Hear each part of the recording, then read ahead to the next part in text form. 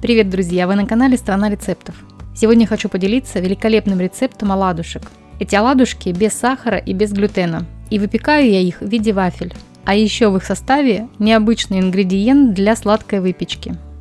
Мне понадобится цукини, либо кабачок, банан, 2 яйца, сливочное масло, разрыхлитель, щепотка соли и безглютеновая мука. У меня это кукурузная и рисовая мука. Итак, цукини очищаю и удаляю косточки. И натираю на средней терке. Добавляю щепотку соли, перемешиваю и пока отставляю. А пока займусь остальными ингредиентами. Банан разминаю вилкой и добавляю яйца. И все хорошо перемешиваю. Для любой банановой выпечки лучше всего, когда банан переспелый.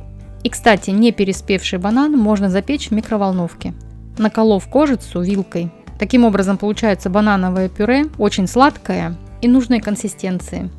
Итак, натертый цукини дал очень много жидкости. И теперь я его отжимаю. Отжимаю всегда через салфетку, это очень удобно. Остается минимум жидкости, что мне и нужно. Вот посмотрите, сколько от цукини выделил сока. Всю эту массу перемешиваю. И далее сливочное масло отправляю в микроволновку, мне его нужно растопить. Вместо сливочного масла можно использовать кокосовое масло. Все перемешиваю и начинаю добавлять муку постепенно. Вместе с мукой добавляю и разрыхлитель. Также можете добавить куркуму. Она оладушкам даст приятный золотистый оттенок. Количество муки я обязательно напишу в описании под видео. Но может понадобиться либо чуть меньше, либо чуть больше. Это будет зависеть от влажности кабачка и от размера яиц. Поэтому всегда ориентируйтесь на консистенцию.